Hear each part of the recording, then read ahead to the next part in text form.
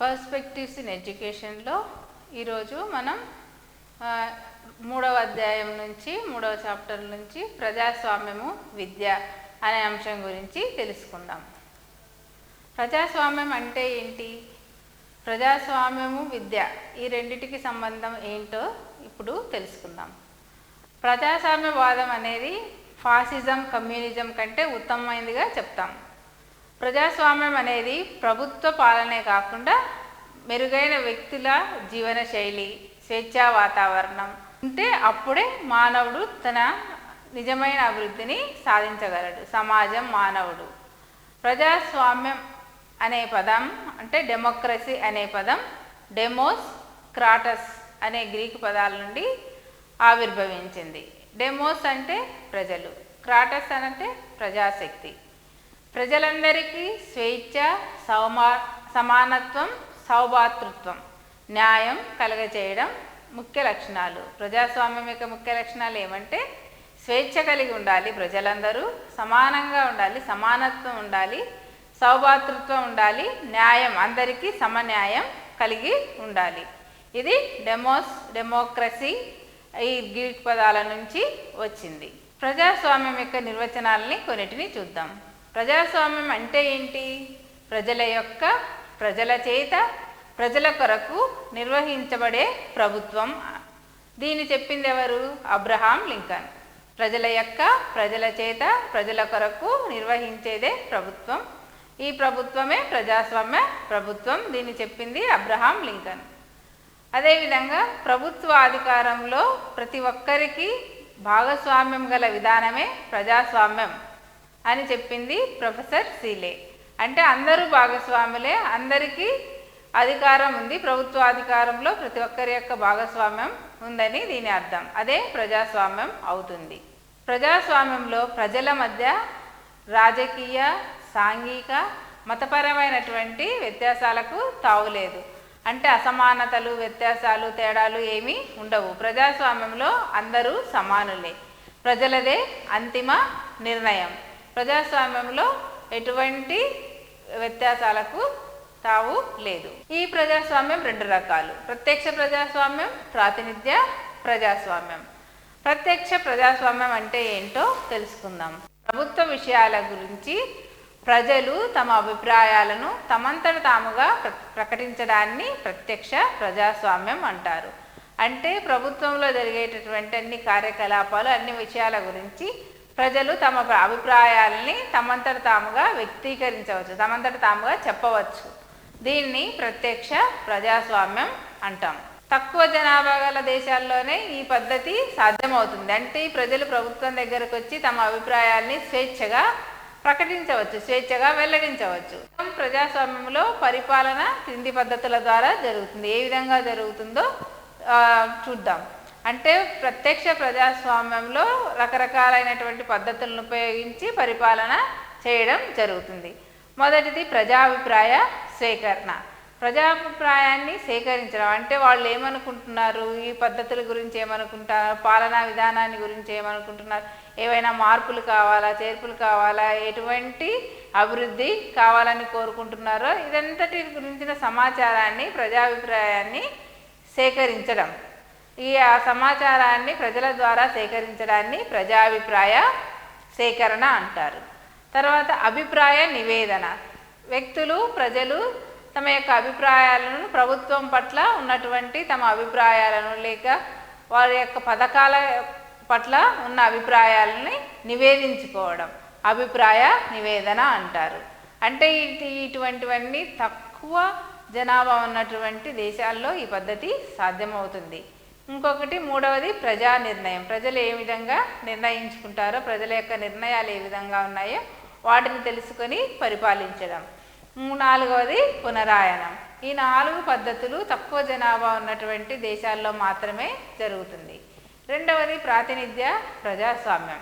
ప్రాతినిధ్య ప్రజాస్వామ్యంలో కూడా 2 పద్ధతులు ఉన్నాయి. పార్లమెంట్ ప్రజాస్వామ్యం, ఇంకొకటి అధ్యక్ష పాలనా విధానం. ఇక్కడ పార్లమెంట్ ప్రజాస్వామ్యం అంటే ఏంటో చూద్దాం. కార్యనిర్వాహక వర్గాన్ని ఏం చేస్తారంటే పార్లమెంటు నుంచి ఎన్నుకుంటారు. పార్లమెంటు విశ్వాసం పొందినంత వరకు పదవిలో ఉండేది ఈ పార్లమెంటరీ కార్యనిర్వాహక వర్గం. అంటే వీళ్ళు అన్ని పనులు చేస్తారు. పార్లమెంటరీ కార్యనిర్వాహక వర్గం అన్ని రకాలైనటువంటి విధులను నిర్వహించడానికి ఉండేటటువంటి వర్గం ఇది పార్లమెంటరీ కార్యనిర్వాహక వర్గం. ఈ విధానంలో రాజ్యాధికారి, ప్రభుత్వాధిపతి వేరువేరుగా ఉంటారు. ప్రాతినిధ్య ప్రజాస్వామ్యంలో రాజ్యాధికారి, ప్రజాధిపతి వేరువేరుగా ఉంటారు. భారతదేశంలో ఎటువంటి పద్ధతి? పరోక్ష పద్ధతిలో ఎన్నుకోబడే అధ్యక్షుడు ఉంటారు. కానీ వారి పేరు మీద సర్వాధికారాలు ప్రధానమంత్రి నాయకత్వంలోని మంత్రిమండలి ద్వారా ఈ పనులన్నీ జరుగుతాయి. అంటే భారతదేశంలో పరోక్ష పద్ధతిలో ఎన్నుకోబడే అధ్యక్షుడు ఉంటాడు, ప్రత్యక్ష పద్ధతి కాదు. దేశ అధ్యక్షుడిని పరోక్ష పద్ధతిలో మనం ఎన్నుకుంటాం. కానీ పరిపాలనా విధానం, సర్వాధికారాలు ఎవరి చేతుల్లో ఉంటున్నాయి? ప్రధానమంత్రి, అతని నాయకత్వంలో ఉన్నటువంటి మంత్రిమండలి చేతుల్లో ఉంటుంది. దీన్ని మంత్రివర్గ పాలనా విధానం అన్నారు. విద్య లేకుండా ప్రజాస్వామ్యంలో ఉండడం చాలా అవివేకం అనిపిస్తుంది. ప్రజాస్వామ్యంలో అందరికీ విద్య కావాలి. ఈ రెండిటికి చాలా శక్తివంతమైన అవినాభావ సంబంధం ఉంది. ప్రజాస్వామ్యాన్ని విజయవంతంగా సాగించాలి అంటే విద్య ఒక ఆయుధంగా ఉపయోగపడుతుంది. ప్రజాస్వామ్యం బాగా ఉండాలి, విజయవంతం అవ్వాలి, ప్రజల వలన, ప్రజల చేత, ప్రజల కొరకు ఎన్నుకోబడిన వ్యక్తులు పరిపాలన ప్రజాస్వామ్యంలో సాగించాలంటే విద్య అన్నది ఒక ముఖ్యమైనటువంటి ఆయుధం. ప్రజాభిప్రాయ వ్యక్తీకరణకు జ్ఞానం పునాది వంటిది అంటారు. అంటే జ్ఞానం ఉండాలి, అంటే విద్య ఉండాలి, వ్యక్తులకు విద్య ఉండాలి. మనకు ఎక్కడ నిరక్షరాస్యులు ఉండకూడదు. పూర్తి అక్షరాస్యులు అయితే అటువంటి ప్రజాస్వామ్యంలో ఇంకా చాలా అభివృద్ధి ఫలాల్ని మనం పొందగలుగుతాం. ప్రభుత్వం పట్ల ప్రజలు విశ్వాసాన్ని తెలుసుకోవడానికి ప్రజలకు తగిన జ్ఞానం కావాలి. ఈ జ్ఞానం ఎక్కడి నుంచి లభిస్తుంది? విద్య ద్వారానే లభిస్తుందని అబ్రహాం లింకన్ తెలిపారు. అంటే ప్రజాభిప్రాయాన్ని వ్యక్తీకరించాలి. ఆ ప్రభుత్వం చేసేటటువంటి పథకాలు, మార్గదర్శకాలు ఇవన్నీ బాగున్నాయో లేవో తెలుసుకొని వాళ్ళ యొక్క అభిప్రాయాల్ని పంచుకోవడానికి ప్రజలకు జ్ఞానం అవసరం. ఈ జ్ఞానం ఎక్కడి నుంచి వస్తుంది? విద్య ద్వారానే లభిస్తుంది. కాబట్టి ప్రజాభిప్రాయ వ్యక్తీకరణకు జ్ఞానం పునాది అని ప్రజలు తన ప్రభుత్వం పట్ల వాళ్ళ యొక్క అభిప్రాయాన్ని, విశ్వాసాన్ని ఇవన్నీ వ్యక్తపరచడానికి తగిన జ్ఞానం కావాలని అబ్రహాం లింకన్ గారు చెప్పారు. ప్రజాస్వామ్య వ్యవస్థలో విద్య. ప్రజాస్వామ్య వ్యవస్థలో ఈ విద్య యొక్క పాత్ర ఏంటి, ఎలా ఉందో తెలుసుకుందాం ఇప్పుడు. నిజమైన ప్రజాస్వామ్య వ్యవస్థలో విద్యాభ్యాసం చేయడం అనేది ప్రతి ఒక్కరికి ఉండవలసినటువంటి ప్రాథమిక హక్కు. విద్యను ప్రాథమిక హక్కుగా పరిగణించారు. నిజమైన ప్రజాస్వామ్య వ్యవస్థలో విద్యాభ్యాసం చేసే హక్కు ప్రతి వ్యక్తికి ఉంటుంది. మన భారతదేశంలో కూడా అంతకుముందు మరి నిరక్షరాస్యులు కూడా కొంతమంది పరిపాలన కొనసాగించారు, శాసనసభ్యులుగా ఉన్నారు. కానీ ప్రస్తుతం అయితే ప్రతి ఒక్కరికి విద్య అవసరము. విద్య ఉన్న వాళ్ళనే శాసనసభ్యులుగా ఎన్నుకోవాల్సిందిగా ప్రభుత్వం ఇప్పుడు మార్గదర్శకాలని ఇవ్వడం జరిగింది. రాజకీయ పక్షాల సిద్ధాంతాలను, తత్వాలను తెలుసుకోవాలి అంటే ప్రతి పౌరునికి విద్య అవసరం. కాబట్టి వాళ్ళ సిద్ధాంతాలు, ఈ తత్వాలను అర్థం చేసుకోవడానికి పౌరులకు విద్య అవసరం. అదేవిధంగా రాజకీయ నాయకుడిగా ఎదగడానికి కూడా అతడు కూడా ఆ పార్టీ పట్ల, ఆ పార్టీ యొక్క విధానాలని, సిద్ధాంతాలని, తత్వాలని అర్థం చేసుకోవాలంటే అతనికి కూడా విద్య అవసరం. కాబట్టి శాసనసభ్యుడిగా ఎన్నుకోబడడానికి ఆ వ్యక్తికి కూడా విద్య అవసరమే. పౌరులు తమ జీవనోపాధిని సాధించుకోవడానికి విద్య చాలా ఉపయోగపడుతుంది. సాంఘికేతర అంశాల్లో పాల్గొనడానికి తగిన వైఖరులని, నైపుణ్యాలని విద్య పౌరుల్లో పొందిస్తుంది. విద్య రాకపోతే మనం ఏం చేయలేం. సాంఘికంగా, ఇతర సాంఘిక అంశాలలో పాల్గొనడానికి కావలసినటువంటి నైపుణ్యాన్ని మనకు విద్య కలిగిస్తుంది. తమ జీవనోపాధిని పెంపొందించుకుంటారు, తమ జీవన వృత్తిని సంపాదించుకుంటారు. అందుకు విద్య ఉపయోగపడుతుంది.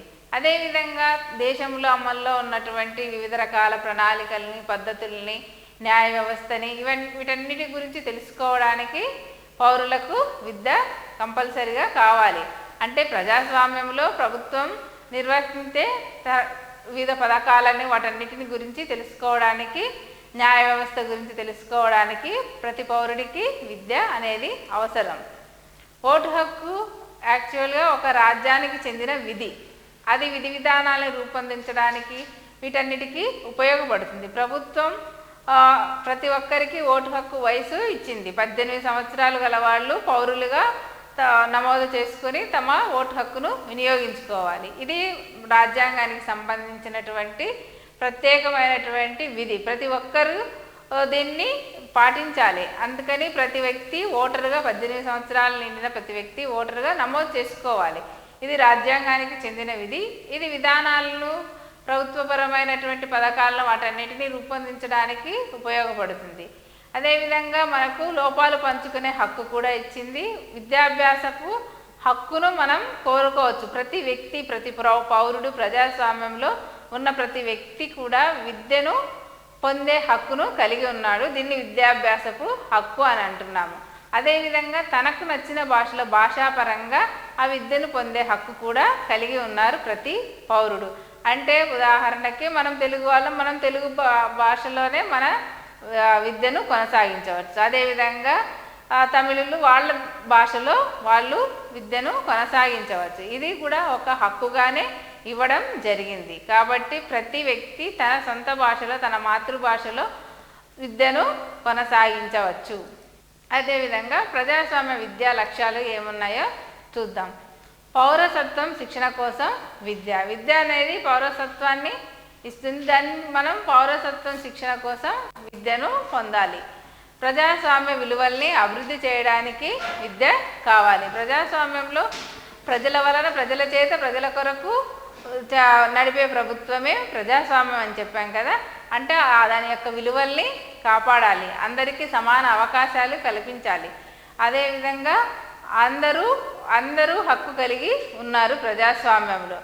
స్వేచ్ఛాయుతమైన హక్కు, పూర్తి సమానత్వం, సౌభ్రాతృత్వం, అదేవిధంగా సోదర భావంతో కలిసిమెలిసి ఉండడం, ఇవన్నీ ప్రజాస్వామ్యంలో ఉన్నటువంటి విలువలు. ఈ డెమోక్రసీలో ఉన్నటువంటి విలువలు. వీటిని మనం పెంపొందించుకోవాలి. ఇతరులను గౌరవించడం నేర్చుకోవాలి.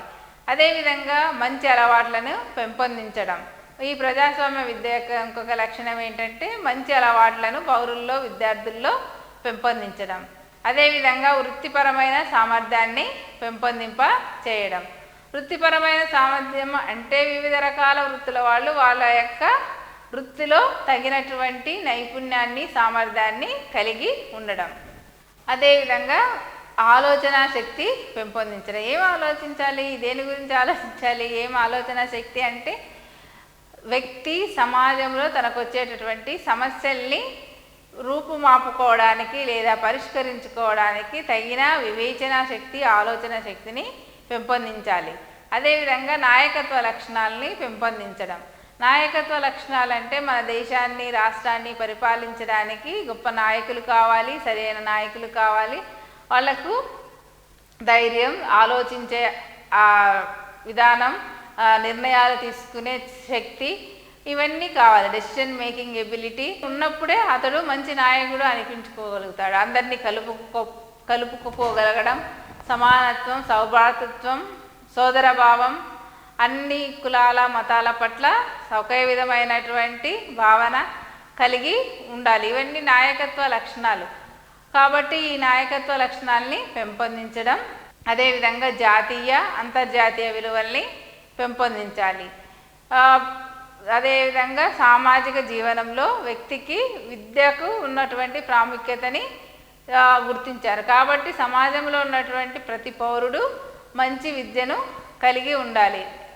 మంచి విద్య ఉన్నప్పుడే ఈ లక్షణాలన్నీ వ్యక్తిలో వస్తాయి. కాబట్టి సమాజంలో తన జీవనం సులభంగా, సక్రమంగా, తగు రీతిలో గడపడానికి ప్రతి వ్యక్తికి విద్య అనేది అవసరం. అంటే అందరికీ విద్య కావాలి, సమాన అవకాశాన్ని ఇవ్వాలి. ఆ స్వేచ్ఛాయుత వాతావరణంలో హక్కుల కోసం చేసే పోరాటంలో వ్యక్తులు తమ బాధ్యతల్ని మరవకూడదు. ఒక వ్యక్తి సమాజానికి ఉపయోగపడే వ్యక్తిగా అభివృద్ధి చెందాలంటే విద్య అనేది చాలా అవసరం. విద్య కావాలి. కాబట్టి పౌరులకు విద్యను అభ్యసించే హక్కు ఎలా ఉందో అదేవిధంగా విద్యను అందించే హక్కు, బాధ్యత ప్రభుత్వానికి కలదు. అంటే ప్రభుత్వం విద్యను ప్రతి ఒక్కరికి అందించాలి. ఇది ప్రభుత్వం యొక్క బాధ్యత. ప్రతి పౌరుడు విద్యను అభ్యసించే హక్కును కలిగి ఉన్నాడు.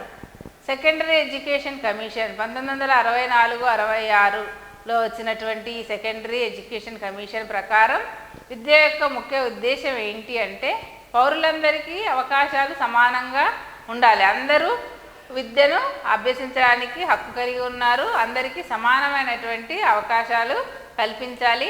బలహీన వర్గాలకు చెందిన పిల్లలకు, అదేవిధంగా వికలాంగులకు, మహిళలకు, మైనారిటీ వర్గాలకు వీళ్ళందరి స్థితిగతులు మెరుగుపరచడానికి ఈ విద్యను ఒక ఆయుధంగా చేయాలి. మనం అభివృద్ధి చెందాలి, వీళ్ళందరినీ కూడా అభివృద్ధి చేయాలి. కాబట్టి అందరికీ సమాన అవకాశాలు కల్పించాలని సెకండరీ ఎడ్యుకేషన్ కమిషన్ 1964-66లోనే చెప్పింది. స్వాతంత్రం వచ్చిన తర్వాత మనం విద్యలో ఎక్కువ అభివృద్ధి చెందలేదు. కాబట్టి ఈ విద్యను అందరికీ అందిస్తే బాగుంటుంది. ప్రభుత్వం బాధ్యత ఇది. పౌరులందరికీ విద్యను అందించే హక్కు, బాధ్యత ఇవన్నీ ప్రభుత్వానికి ఉంది. కాబట్టి ప్రతి పౌరుడు విద్యను పొందాలి అని సూచించడం జరిగింది. అంటే ఈ విద్య ఒక ఆయుధంగా ఉండి వారి యొక్క స్థితిగతులను మెరుగుపరుచుకొని దేశం కూడా అభివృద్ధి చెందాలి. వ్యక్తే కాదు, సమాజమే కాదు, దేశం అభివృద్ధి చెందుతుంది ఎప్పుడైతే విద్యను మనం అందరికీ అందించగలిగితే. సమాన విద్యావకాశాల అర్థం అంటే సమాన అవకాశాలంటే కులం, మతం, వర్గం, లింగం, ప్రాంతం అనే భేదం లేకుండా అందరికీ విద్యను అందించాలి. కులాల ప్రాతిపదికన, మత ప్రాతిపదికన, వర్గాల ప్రాతిపదికన మనం విద్యను అందించము. అందరికీ సమానమైనటువంటి విద్యను అందించాలి. విద్యను పొందడం అనే హక్కును మానవ హక్కుల్లో కూడా చేర్చడం జరిగింది. మానవ హక్కుల్లో ఈ విద్యను ఒక హక్కుగా చేర్చడం జరిగింది. మన రాజ్యాంగం అనేది నిర్దేశిత సూత్రాల్లో ఆర్టికల్ 45లో ప్రభుత్వం ఏం చేసింది అంటే అంతకుముందు చదువుకున్నాం, ఉచిత నిర్బంధ విద్య 14 సంవత్సరాల లోపు వయసు కలిగిన పిల్లలకు 10 సంవత్సరాల కాలంలో విద్యను అందించాలి. అంటే ప్రతి విద్యార్థి 6 నుంచి 14 సంవత్సరాల వయసు ఉన్న వాళ్లకు ఉచిత నిర్బంధ విద్యను అందించడం జరుగుతోంది. అంటే ఇది ఎక్కడ ఉంది? ఆర్టికల్ 45లో ఉంది మన రాజ్యాంగంలో. భారతదేశంలో విభిన్న మతాలు, విభిన్న సంస్కృతులు, విభిన్న జాతులకు నిలయం. అదేవిధంగా వివిధ ప్రాంతాలలో వివిధ భాషలు మాట్లాడుతున్నాం. వివిధ రకాలైనటువంటి కులాలు, వృత్తులు ఉన్నాయి. అంటే విభిన్నమైనటువంటి దేశం మనది. మన దేశంలో రకరకాలైనటువంటి సంస్కృతి, జాతులు, ప్రాంతాలు, కులాలు, మతాలు ఇవన్నీ ఉన్నాయి. ఇవన్నీ ఉన్నటువంటి విశిష్టమైన సంపదగా భావించాలి మనం. ఈ విశిష్టమైన సంపద కలిగినటువంటి ప్రాంతం కాబట్టి సమానత్వం అందరికీ ఇవ్వాలి. అన్ని కులాల వారికి, అన్ని మతాల వారికి, అన్ని ప్రాంతాల వారికి విద్యను పొందే హక్కు ఇవ్వాలి. వాళ్ళందరికీ సమాన విద్యావకాశాలు కల్పించాలి. సమానత్వం అంటే ఏంటి? భారతదేశ ప్రజాస్వామ్యంలో ఏం చేయాలి? స్త్రీలు, పురుషులు అనే భేదం లేకుండా అందరికీ విద్యను అందించాలి. కులం, మతం ఇటువంటి భేదాలు లేకుండా అందరికీ అందించాలి. విద్యావకాశాల సమానత్వం అంటే విద్యావకాశాల సమానత్వం అనేది ఒక సామాజిక న్యాయంగా మనం పేర్కొనవచ్చు. సామాజిక న్యాయం అంటే సామాజికంగా ఉన్నటువంటి అన్ని వర్గాల వారికి, అట్టడుగు వర్గాల వారికి, అణగారిన వర్గాల వారికి, పేదలకు, వికలాంగులకు, మహిళలకు, మైనారిటీలకు అందరికీ సమానంగా విద్యావకాశాలని కల్పించడం. అదే సమానత్వం, విద్యావకాశాల సమానత్వం. విద్యావకాశాల సమానత్వంలో 4 ప్రధాన అంశాలు ఉన్నాయి. అంటే విద్యా సదుపాయాల విషయంలో సమానత్వం కలిగి ఉండాలి. ఇక్కడ విద్యా సదుపాయాలు అందరికీ కలిగించాలి. ప్రాంతం, కులం, మతం వీటి ప్రాతిపదికన భేదాలు చూపించకూడదు. ఈ విద్యా సదుపాయాలు అందరికీ కలిగించాలి.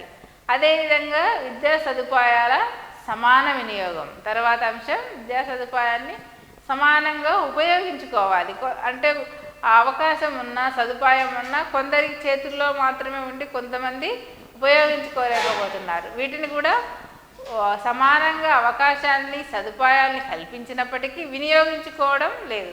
కాబట్టి విద్యా సదుపాయాలని అందరూ సమానంగా వినియోగించుకోవాలి. అదేవిధంగా సమాన విద్యా సముపార్జన.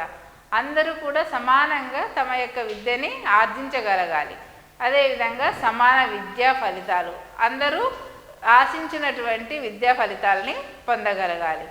ఈ 4 అవకాశాల సమానత్వంలో ఉన్నటువంటి ప్రధాన అంశాలు. ఇంకోసారి చెప్తాను. విద్యా సదుపాయాలను అందరికీ కల్పించాలి, అంటే విద్యా సదుపాయాల విషయంలో సమానత్వం కలిగి ఉండాలి. అదేవిధంగా కల్పించినటువంటి విద్యా సదుపాయాల్ని సమానంగా వినియోగించుకోవాలి. ఉన్న సదుపాయాలని చాలా వరకు ఉపయోగించుకోకపోవడం కూడా జరుగుతుంది, కాబట్టి వాటిని సమానంగా వినియోగించడం కూడా చేయాలి. అదేవిధంగా సమాన విద్యా సముపార్జన, అందరూ కూడా ఆ జ్ఞానాన్ని, విద్యా జ్ఞానాన్ని ఆర్జించాలి. అదేవిధంగా విద్యా ఫలితాల్ని పొందాలి. విద్యా సదుపాయాలు, సమాజంలో అందరికీ విద్యా సదుపాయాలు అందుబాటులో ఉండాలి. మన దేశంలో విద్యా సదుపాయాల విషయంలో చాలా తారతమ్యాలు కనిపిస్తాయి.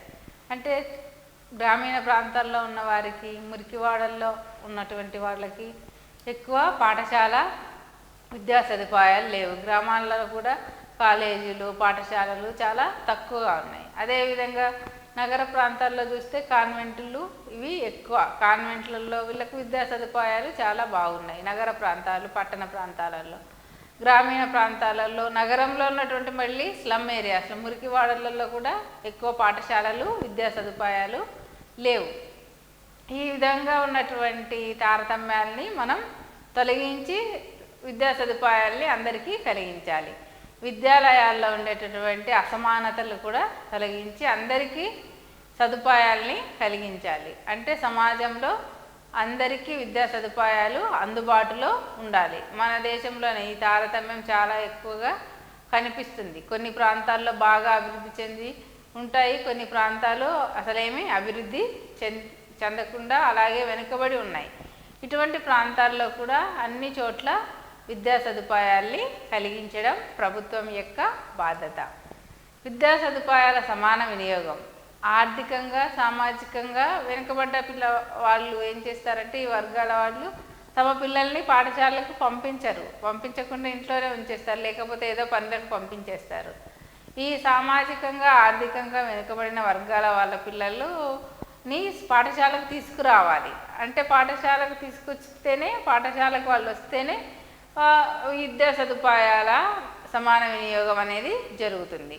చాలామంది వ్యక్తులు ఏం చేస్తారంటే, మూఢనమ్మకాల మూలంగా గ్రామీణ ప్రాంత ప్రజలు ఏం చేస్తారు, తమ పిల్లల్ని పాఠశాలకు పంపకుండా వాళ్ళకి విద్యను లేకుండా చేస్తారు. ఈ విధంగా విద్యా సదుపాయాల్లో అసమానతలు ఉన్నాయి. కాబట్టి ప్రతి వ్యక్తి తమ పిల్లల్ని పాఠశాలకు పంపించాలి. ఎందుకంటే ప్రతి విద్యార్థి విద్యను పొందడం హక్కుగా కలిగి ఉన్నాడు. ఇంకా మూడవది సమాన విద్యా సముపార్జన. పాఠశాలలు విద్యా సదుపాయాలు ఉన్నప్పటికీ విద్యా సముపార్జన స్థాయిలో తేడాలు ఉన్నాయి, మళ్ళీ తారతమ్యాలు ఉన్నాయి. ఈ తారతమ్యాలకు గల కారణాలు 2 రకాలు. పాఠశాలలో ఉన్నటువంటి తారతమ్యాలు అంటే భేదాలు, అదేవిధంగా సదుపాయాలలో ఉన్నటువంటి తారతమ్యాలు. పాఠశాలల్లో తారతమ్యాలు ఏంటో, ఈ సదుపాయాల తారతమ్యాలు ఏంటో చూద్దాం. విద్యార్థి కుటుంబ, ఆర్థిక, సామాజిక పరిస్థితుల్లో కూడా తారతమ్యాలు ఉంటున్నాయి.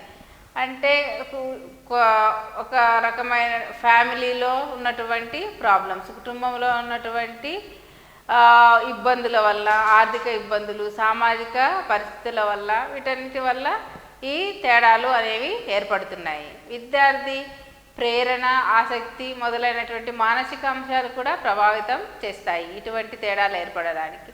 మోటివేషన్ లేకుండా, ప్రేరణ లేకుండా విద్యార్థి పాఠశాలకు రాడు. పాఠశాలకు రాకుండా తన నేర్చుకునే అంశాలపైన శ్రద్ధ కనపరచకపోవడం, చదువుకోకపోవడం, ఎటువంటి ఆసక్తి లేకపోవడం, పాఠశాలకు రావడంలో ఆసక్తి, వచ్చిన తర్వాత కూడా పోనీ భౌతికంగా పాఠశాలలో కూర్చున్నప్పటికీ ఆ విద్యార్థి ఆ అంశాలని నేర్చుకోకపోవడం కూడా జరుగుతుందన్నమాట. అంటే విద్యార్థిలో ప్రేరణ కావాలి, ఆసక్తి ఉండాలి. మానసికంగా ఆ విద్యార్థికి సన్నద్ధుడై ఉంటేనే తరగతి గదిలో కూర్చుని పాఠశాలలో అంశాలను నేర్చుకోగలుగుతాడు. అంటే మానసిక సన్నద్ధత కూడా అవసరం. ప్రేరణ, ఆసక్తి, రెడీనెస్ ఇవన్నీ ఉంటేనే విద్యార్థి చక్కగా చదువును ఆర్జించగలుగుతాడు, చదువుకోగలుగుతాడు, విద్యలో ప్రగతి సాధించగలుగుతాడు. కాబట్టి విద్యార్థి యొక్క కుటుంబ, ఆర్థిక, సామాజిక పరిస్థితుల్లో ఉన్నటువంటి తేడాలు, అతని యొక్క ప్రేరణ, ఆసక్తి, ఇటువంటి మానసిక అంశాల్లో ఉన్నటువంటి తేడాలు కూడా విద్యను ప్రభావితం చేస్తున్నాయి. అదేవిధంగా పిల్లలలో ఉన్నటువంటి అనువంశికత లక్షణాలు కూడా, తల్లిదండ్రులు ఎక్కువ చదువుకోకపోవడం, తర్వాత వాళ్ళ పిల్లల్ని చదివించకపోవడం కాకుండా ఇంకా జన్యుపరంగా వచ్చేటటువంటి అనువంశికంగా వచ్చేటటువంటి కొన్ని లక్షణాలు కూడా ప్రభావాన్ని చూపిస్తాయి.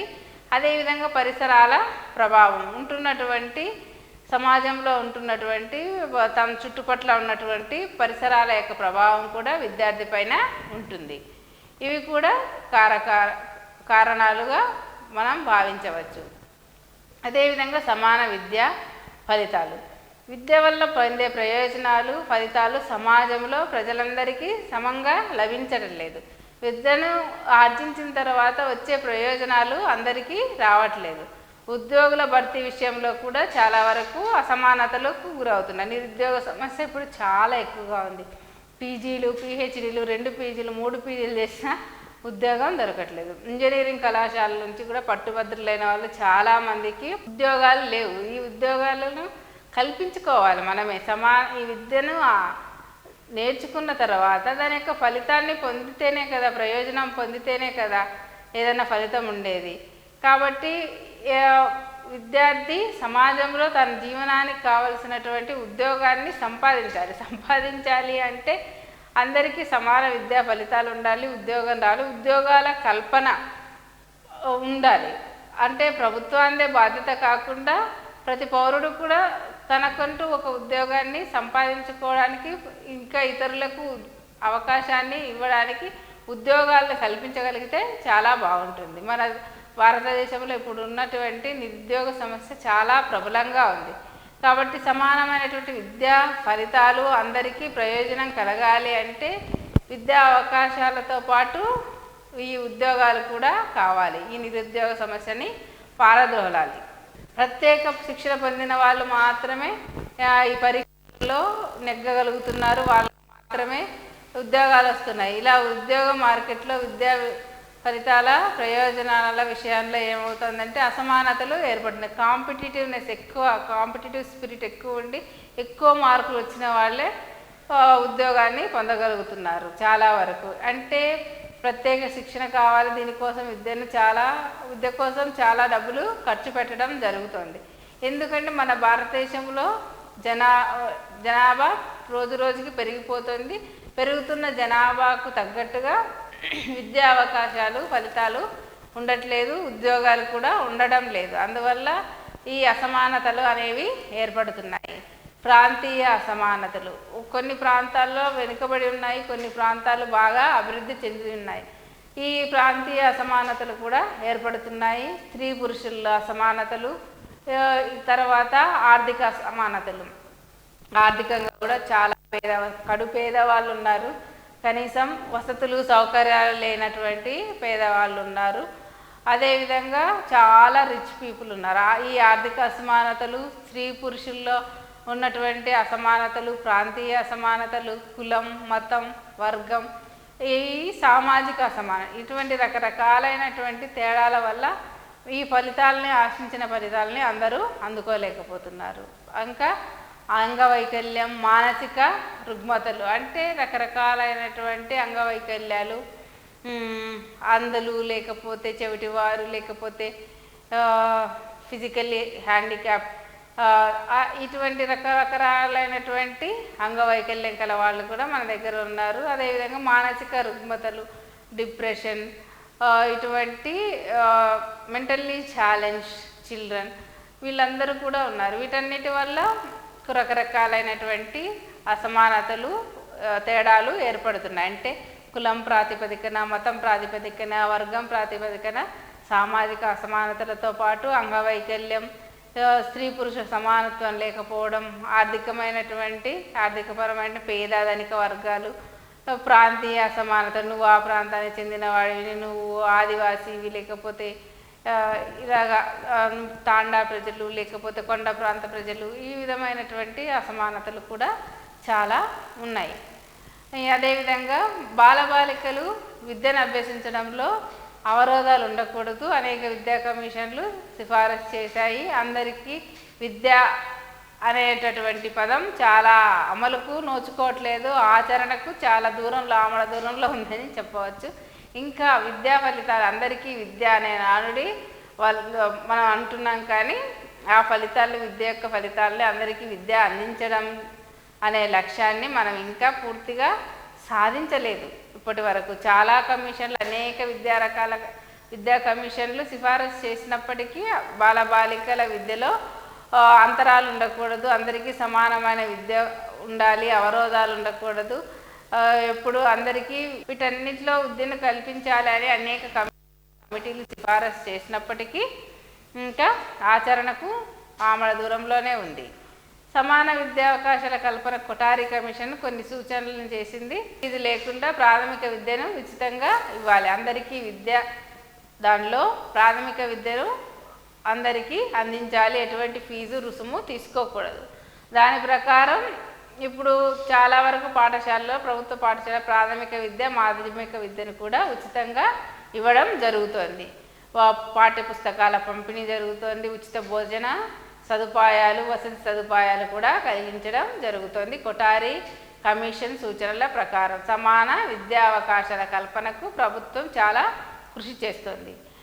అదేవిధంగా పాఠ్యపుస్తకాలు ఉచితంగా ఇవ్వడం జరుగుతుంది. ప్రస్తుతం ఈ పద్ధతి జరుగుతుంది. పేద విద్యార్థులందరికీ అన్ని స్థాయిల్లో స్కాలర్షిప్లు ఇవ్వడం కూడా జరుగుతుంది. అంటే ఈ పద్ధతి అమల్లో ఉంది.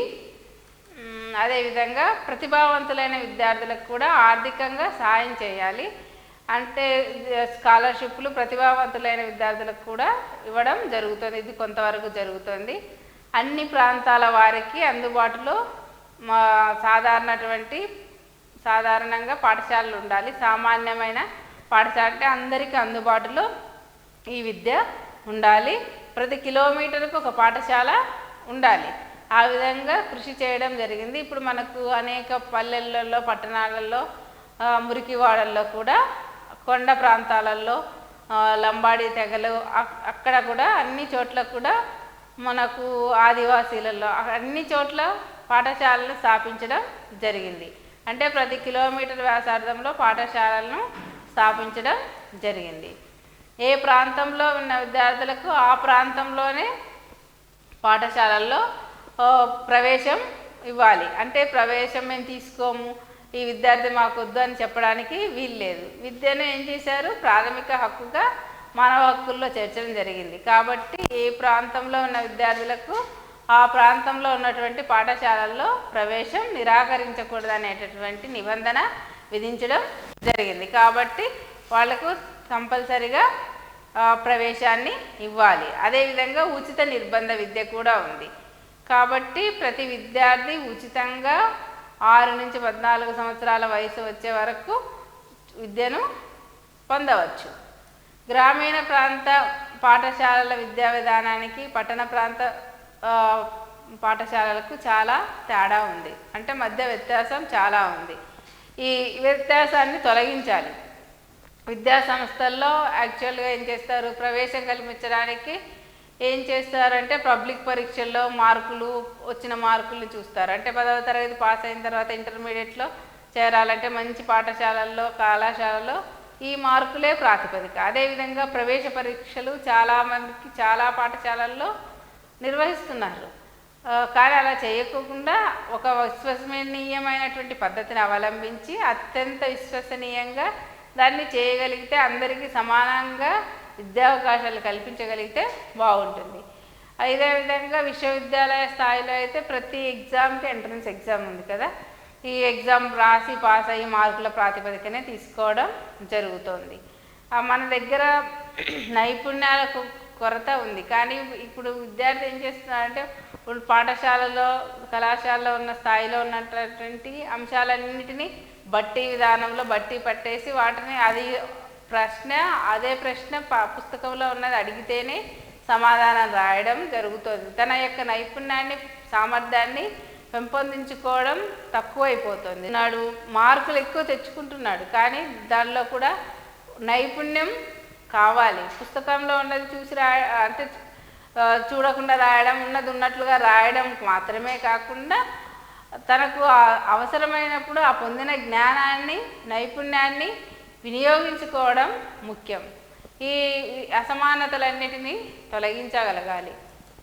అదేవిధంగా కుటుంబంలో చదువుకునేందుకు సౌకర్యాలు లేని విద్యార్థులకు ఏం చేయాలి అంటే స్టడీ సెంటర్లను ఏర్పాటు చేయాలి. ఇప్పుడు మనకు చాలా రకాలైనటువంటి ఓపెన్ స్కూల్ సిస్టమ్ ఉంది, దూర విద్యా విధానం ఉంది, రకరకాలైనటువంటి సౌకర్యాలు ఉన్నాయి. ప్రభుత్వం కల్పించింది. వివిధ యూనివర్సిటీలు కూడా ఉన్నత విద్య కోసం కల్పించడం జరిగింది. అదేవిధంగా వసతి గృహాలను కూడా ఏర్పాటు చేయడం జరిగింది. గ్రామీణ ప్రాంతాల్లోంచి వచ్చినటువంటి విద్యార్థులు పట్టణ ప్రాంతాల్లో ఉండటానికి వసతి గృహాలు అందుబాటులో ఉన్నాయి. అక్కడ ఉండి వారు కళాశాలలకు, పాఠశాలలకు వెళ్ళి చదువుకోవడానికి ఏర్పాట్లు చేయడం జరిగింది. పుట్టిన ప్రాంతం అనే అసమానతను రూపుమాపడానికి విద్యార్థులకు ఉచిత రవాణా సౌకర్యాలు కూడా కల్పించబడ్డాయి. బస్ పాస్ అందరికీ దొరుకుతుంది అనుకుంటా. విద్యార్థులందరికీ కొంత రాయితీ ఇవ్వడం జరుగుతోంది. ఉచిత రవాణా సౌకర్యాలు కూడా కల్పించబడ్డాయి. ప్రభుత్వం రవాణా ఛార్జీల్లో రాయితీని కూడా ఇస్తోంది కళాశాలలకు, పాఠశాలకు వెళ్ళే విద్యార్థులకు.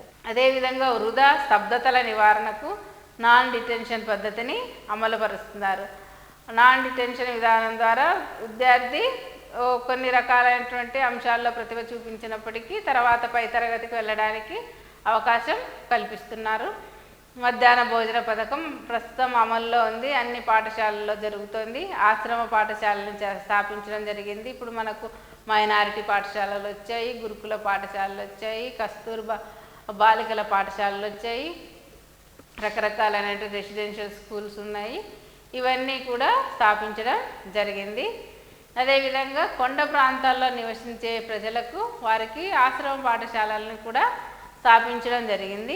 గిరిజన తెగల వాళ్ళకి తెలిసిన భాషను వారినే ఉపాధ్యాయులుగా నియమిస్తున్నారు. అంటే ఏ ప్రాంతంలో వాళ్ళ తెగలకు సంబంధించిన వారిని, ఆ ప్రాంతాలకు సంబంధించిన వారిని ఉపాధ్యాయులుగా నియమించడం వల్ల వాళ్ళు వారి యొక్క భాషను, వాళ్ళ స్థితిగతుల్ని, వాళ్ళ జీవన విధానాన్ని పూర్తిగా తెలిసిన వాళ్ళు కాబట్టి వాళ్ళ బోధన వారికి సౌకర్యవంతంగా ఉంటుంది. కాబట్టి వాళ్ళ భాష, వాళ్ళ తెగకు చెందిన వారినే వాళ్ళ పాఠశాలల్లో కొండ ప్రాంతాల్లో నివసించే వాళ్ళ కోసం ఉపాధ్యాయుల్ని నియమించడం జరుగుతుంది.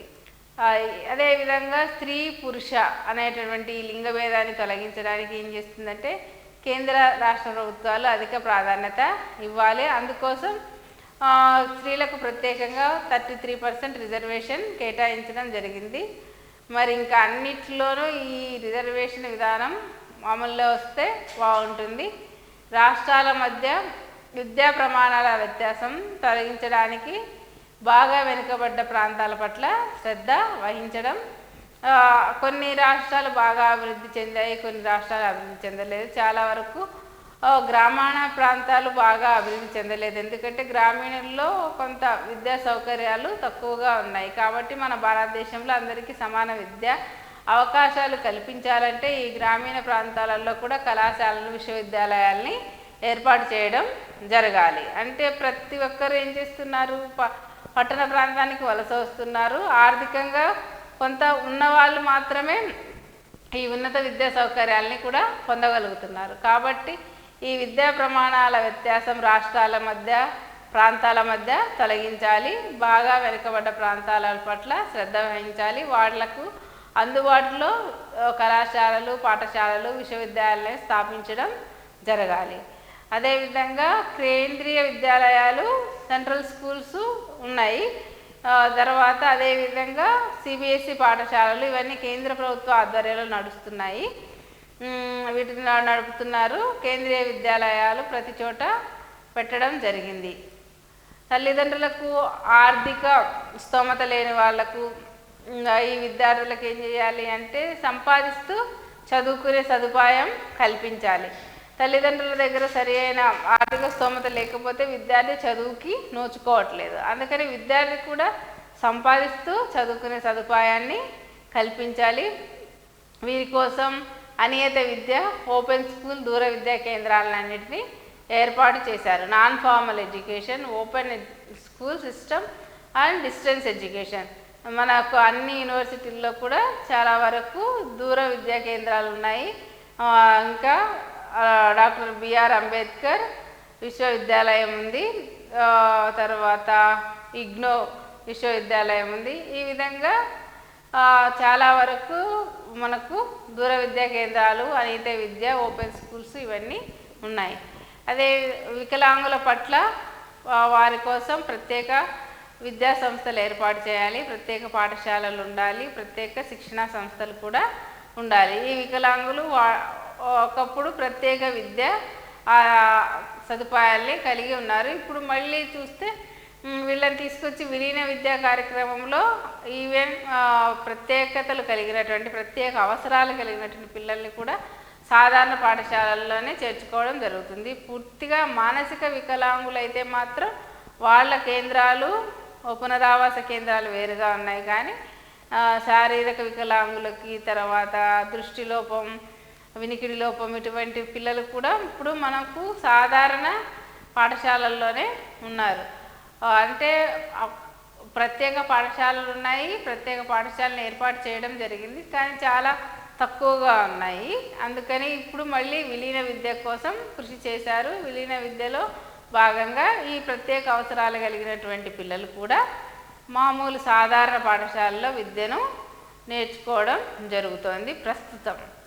అదేవిధంగా కార్యాచరణ పథకం, ప్రోగ్రామ్ ఆఫ్ యాక్షన్ యొక్క ముఖ్య ప్రతిపాదనలు ఏమున్నాయంటే 1992లో నవోదయ పాఠశాలలు కేంద్ర స్థాయిలోను, రెసిడెన్షియల్ పాఠశాలలు రాష్ట్ర స్థాయిలోను ఏర్పాటు చేయాలి, అందరికీ విద్య అందించాలి. అంటే ప్రజాస్వామ్యంలో సమానంగా విద్యావకాశాలు అందరికీ కల్పించాలి, సమానమైనటువంటి విద్యా హక్కులు కలిగి ఉండాలి, సమాన ఫలితాలని పొందగలగాలి అని చెప్పింది. కాబట్టి ఇక్కడ నవోదయ పాఠశాలలు కేంద్ర స్థాయిలోను, రాష్ట్ర స్థాయిలోనేమో రెసిడెన్షియల్ పాఠశాలల్ని స్థాపించడం జరిగింది. ఇది ముఖ్యమైన ప్రతిపాదన ఎవరిది? కార్యాచరణ పథకం, ప్రోగ్రామ్ ఆఫ్ యాక్షన్. +2 స్థాయిలో అంటే ఇంటర్మీడియట్ స్థాయిలో వృత్తి విద్య అభ్యసించే వారికి ఉపాధి అవకాశాలని కల్పించడం. వీళ్లకు సమానమైనటువంటి అవకాశాలు ఉన్నాయి. అదేవిధంగా ఉపాధి అవకాశాలు కూడా వృత్తి విద్యను నేర్చుకున్న వాళ్ళకి ఉపాధి అవకాశాలు కల్పించారు. ఆపరేషన్ బ్లాక్ బోర్డ్ పథకం, ఓబీబీ మనం నేర్చుకున్నాం కదా, దానిలో సార్వజనీన ప్రాథమిక విద్యను అందించాలి, అందరికీ ప్రాథమిక విద్యను అందించాలి, మైనారిటీలకు ప్రత్యేక శ్రద్ధ చూపి విద్యను అందించాలి. అదేవిధంగా బాలికలకు కూడా ప్రత్యేక పాఠశాలలు ప్రత్యేక విద్యను అందించాలి ప్రత్యేకంగా వాళ్లకు. అంటే ఆపరేషన్ బ్లాక్ బోర్డ్ పథకం ద్వారా మనకు ప్రతి పాఠశాలల్లో కనీస సదుపాయాలన్నిటినీ కల్పించడం జరిగింది. ఆపరేషన్ బ్లాక్ బోర్డ్ పథకంలో ప్రతి స్కూల్లో 2 ఉపాధ్యాయులు, 3 గదులు నిర్మాణం చేయడం జరిగింది. అదేవిధంగా బోధన అభ్యసన సామాగ్రి, పాఠశాలల్లో పుస్తకాలు, నల్లబల్లలు, తర్వాత పిల్లలు కూర్చునే సౌకర్యాలు ఇవన్నీ కూడా ఇవ్వడం జరిగింది ఈ ఆపరేషన్ బ్లాక్ బోర్డ్ పథకం ద్వారా. అందువల్ల విద్యను అందరికీ సార్వజనీన ప్రాథమిక విద్యను అందించడం జరిగింది. అదేవిధంగా పాఠశాలలకు బాలికలను, విద్యార్థినులను ఆకర్షించడానికి అదే ఉపాధ్యాయులలో స్త్రీలకు ప్రాధాన్యం ఇవ్వడం జరిగింది. అంటే ఉపాధ్యాయులలో స్త్రీలు కనుక ఉంటే, ప్రాథమిక స్థాయిలో స్త్రీలు కనుక బోధిస్తే బాలికలు పాఠశాలలకు వచ్చి చదువుకుంటారు. అందుకనే మనకు ప్రాథమిక పాఠశాలల్లో ఎక్కువ స్త్రీలే కనబడతారు, స్త్రీ ఉపాధ్యాయులే కనిపిస్తారు, కానీ పురుషులు చాలా తక్కువగా ఉంటారు. ఇది కూడా ఒక ప్రాధాన్యత క్రమంలో ఇవ్వబడినటువంటిది. అంటే పాఠశాలల్లో విద్యార్థినులు, బాలికలు వచ్చి కూర్చొని చదువుకోవడానికి వీలుగా స్త్రీలనే ఉపాధ్యాయులుగా నియమించడం జరిగింది.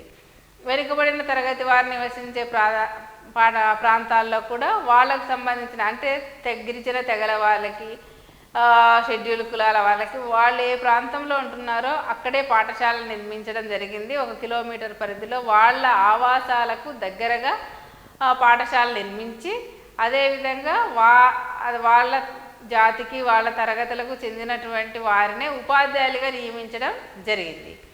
ప్రాథమిక దశలో విద్యార్థులందరికీ మినిమం లెవెల్స్ ఆఫ్ లెర్నింగ్ని నిర్ణయించారు. అంటే కనీస అభ్యసన స్థాయిలు ఈ విధంగా ఉండాలి. ఈ ప్రాథమిక దశలో విద్యార్థికి ఇవన్నీ రావాలి.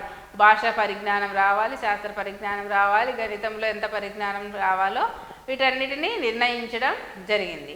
సంపూర్ణ అక్షరాస్యత కార్యక్రమాల్లో ఏం చేశారు, వెనుకబడిన రాష్ట్రాలకి చాలా ప్రాధాన్యత ఇవ్వడం జరిగింది. అదేవిధంగా షెడ్యూల్ కులాల వారికి, షెడ్యూల్ తెగల వారికి వారి ఆవాసాలలోనే పాఠశాలల్ని, కళాశాలల్ని నిర్మించడానికి ప్రాధాన్యత ఇవ్వడం జరిగింది. ఇది సంపూర్ణ అక్షరాస్యత కార్యక్రమాలలో భాగంగా చేశారు. ఈ విధంగా మన రాష్ట్రంలో ఉన్నటువంటి, మన దేశంలో ఉన్నటువంటి ప్రజాస్వామ్యంలో ప్రజాస్వామ్యబద్ధంగా అందరికీ సమానమైనటువంటి హక్కుల్ని, అవకాశాలని కల్పించడం జరిగింది. సో మనం ఈరోజు ప్రజాస్వామ్యంలో విద్య నేర్చుకున్నాం. ప్రజాస్వామ్యం విద్యలో అంటే ప్రజాస్వామ్యం అంటే ప్రజల వలన, ప్రజల కొరకు, ప్రజల చేత ఎన్నుకోబడినటువంటి ప్రభుత్వం. ఈ ప్రజాస్వామ్య ప్రభుత్వంలో మనకు రాజ్యాంగం ప్రకారం అందరికీ విద్య అనే నినాదం ఉంది. విద్యను ప్రాథమిక హక్కుగా గుర్తించడం జరిగింది. ఉచిత నిర్బంధ విద్యను అనేదాన్ని ఈ ప్రజాస్వామ్యంలో మనకేం చేశారంటే ప్రతి విద్యార్థి విద్యను ఉచితంగా నేర్చుకోవాలి. ఈ ఉచిత విద్యను అందించడానికి ప్రభుత్వం ఏం చేయాలి, తన పాఠశాలల్ని అన్ని చోట్ల ఏర్పాటు చేయాలి. పాఠశాలను గ్రామీణ ప్రాంతాల్లోనూ, వెనుకబడిన ప్రాంతాల్లోనూ, గిరిజనుల కోసం, అదేవిధంగా షెడ్యూల్ తెగల వాళ్ళ కోసం, షెడ్యూలు కులాల వారి కోసం, మైనారిటీల కోసం ప్రత్యేక పాఠశాలల్ని ఏర్పాటు చేయాలి. ఈ ఏర్పాటు చేయడానికి మనకు స్వాతంత్రం వచ్చిన తర్వాత అంత విద్యాభివృద్ధి రాష్ట్రంలో, దేశంలో జరగలేదు. విద్యా ప్రమాణాలు చాలా తక్కువగా ఉండేవి.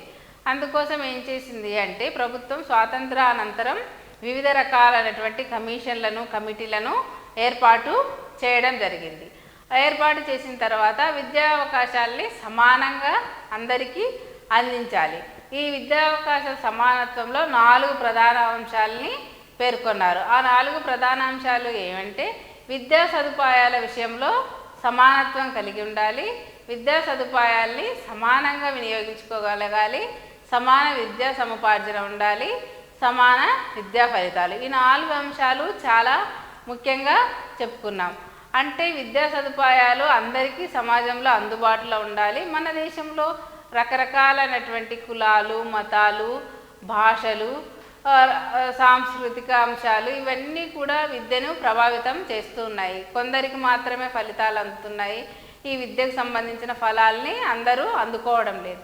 అంటే సమాన విద్యా అవకాశాలు కల్పించినప్పటికీ, వాటి యొక్క సదుపాయాలు ఉన్నప్పటికీ ఆశించినటువంటి స్థాయిలో విద్యా వ్యాప్తి జరగడం లేదు. ఇంకా మనం మారుమూల ప్రాంతాల్లో, గ్రామీణ ప్రాంతాల్లో, మురికివాడల్లో చాలామంది విద్యార్థులు పాఠశాలకు రాకుండా ఉంటున్నారు. ఏం చేస్తున్నారు, తల్లిదండ్రులు కూడా పిల్లల్ని పాఠశాలలకు పంపడం లేదు. కొన్ని రకాలైనటువంటి అపోహలు, మూఢనమ్మకాలు ఇవన్నీ ఉన్నాయి. లేదంటే వాళ్ళని తీసుకెళ్ళి పనిలో చేర్చిస్తున్నారు. ఇవన్నీ రకరకాలైనటువంటి అసమానతలు కారణంగా, కులం ప్రాతిపదికన, మతం ప్రాతిపదికన, ఆర్థికంగా వెనుకబడి ఉండటం, ఇవన్నీ కూడా ప్రధానమైనటువంటి అంశాలే, కారణాలే. అంటే గ్రామీణ ప్రాంతాల్లో సరైన వసతి సదుపాయాలు లేని పాఠశాలలు ఉన్నాయి. అన్ని రకాలైనటువంటి కనీస సౌకర్యాలు కూడా లభించని మురికివాడలు పట్టణ ప్రాంతాల్లో కూడా ఉన్నాయి. కాబట్టి ఈ సదుపాయాలన్నిటినీ వీళ్లకు సౌకర్యాలని కలిగిస్తే ప్రతి విద్యార్థి పాఠశాలకు వచ్చి చదువుకోగలుగుతాడని రకరకాలైనటువంటి పథకాలను కూడా ప్రభుత్వం ప్రవేశపెట్టడం జరిగింది. ఇప్పుడు మనకు తెలంగాణలో చూస్తే మైనారిటీ పాఠశాలలు స్థాపించారు, ఆశ్రమ పాఠశాలలు స్థాపించారు, తర్వాత గురుకుల పాఠశాలను స్థాపించారు. అదేవిధంగా బాలికల విద్య కోసం కేజీబీ పాఠశాలల్ని స్థాపించడం జరిగింది. తర్వాత మోడల్ స్కూల్స్ ఉన్నాయి, గిరిజన పాఠశాలలు ఉన్నాయి, సంక్షేమ పాఠశాలలు ఉన్నాయి. ఎస్సీ ఎస్టీ వాళ్ళకు, షెడ్యూల్ కులాల వారికి, తెగల వారికి ప్రత్యేకంగా పాఠశాలలు స్థాపించడం జరిగింది. వీటన్నిటిలో కూడా ఉపాధ్యాయులు ఉన్నారు, బోధించడం జరుగుతుంది. అదేవిధంగా ఆపరేషన్ బ్లాక్ బోర్డ్ పథకం ద్వారా ప్రతి ప్రాంతంలో కూడా ఉన్నటువంటి పాఠశాలల్లో కనీస సౌకర్యాలని అందించడం జరిగింది. ఈ తారతమ్యాలన్నింటినీ తొలగించడం జరిగింది. విద్యా సదుపాయాల్ని కూడా అందరూ సమానంగా వినియోగించుకోవడం జరుగుతుంది. ఈ విద్యా సదుపాయాల్లో కూడా అసమానతలు చాలా వరకు కులం ప్రాతిపదికన, మతం ప్రాతిపదికన, లింగం ప్రాతిపదికన అసమానతలు ఉన్నాయి. ఇవన్నిటిని కూడా మనం తొలగించాలి. పాఠశాలల్లో తారతమ్యాలు, కుటుంబ ఆర్థిక పరిస్థితుల్లో తారతమ్యాలు, సామాజిక పరిస్థితుల్లో తేడాలు, అదేవిధంగా విద్యార్థికి సంబంధించిన అంశాల్లో తేడాలు, అతని యొక్క మేధస్సు, ప్రేరణ, ఆసక్తి ఇటువంటి విషయాలలో కూడా తేడాలు ఉన్నాయి. పరిసరాల ప్రభావం చూపుతోంది. ఇవన్నిటిని తొలగించి విద్యార్థికి మనం సంపూర్ణమైనటువంటి జ్ఞానాన్ని, అవగాహనని అందించి నైపుణ్యాన్ని పెంపొందించి తను నేర్చుకున్నటువంటి విద్యను తర్వాత సమాజంలో ఉపయోగపడే విధంగా తనను తాను తీర్చిదిద్దుకునే విధంగా విద్య అన్నది ఉండాలి. విద్య గడించిన తర్వాత తన ప్రతిభతో తాను జీవించడానికి అనుగుణమైనటువంటి ఒక ఉద్యోగాన్ని సంపాదించుకొని తన యొక్క జీవనాన్ని గడపడానికి, ప్రతిభావంతంగా జీవించడానికి ఈ విద్య అనేది తోడ్పడుతుంది. ఈ ప్రజాస్వామ్యంలో ఏం చేయాలంటే అన్ని అసమానతలను తొలగించి ప్రతి ఒక్కరికి విద్యను కల్పించాలి. ఎటువంటి అసమానతలకు తావివ్వకుండా సరి అయిన విద్యను అందరికీ కల్పించాలి. ఈ ప్రజాస్వామ్య విద్యలో మనం నేర్చుకున్నటువంటి విషయాలు ఇవే. ప్రజాస్వామ్యం అంటే ప్రజల వలన, ప్రజల కొరకు, ప్రజల చేత ఎన్నుకోబడినటువంటి వ్యక్తులచే నడపబడే ప్రభుత్వం. కాబట్టి అందరికీ సమాన అవకాశాలు ఉండాలి. విద్య అన్నది హక్కుగా ఇవ్వడం జరిగింది. సమాన అవకాశాలను కల్పించడంతో పాటు ఈ తారతమ్యాల్ని, అసమానతల్ని, ప్రాంతీయ భేదాలని, కులమత భేదాలని తొలగించి అందరూ విద్యావంతులుగా ఉన్నప్పుడే ఈ ప్రజాస్వామ్యంలో ఉన్నటువంటి పథకాలను కానీ ప్రజాస్వామ్యంలో మనం అభివృద్ధి పదంలోకి వెళ్ళగలుగుతామని చెప్పవచ్చు.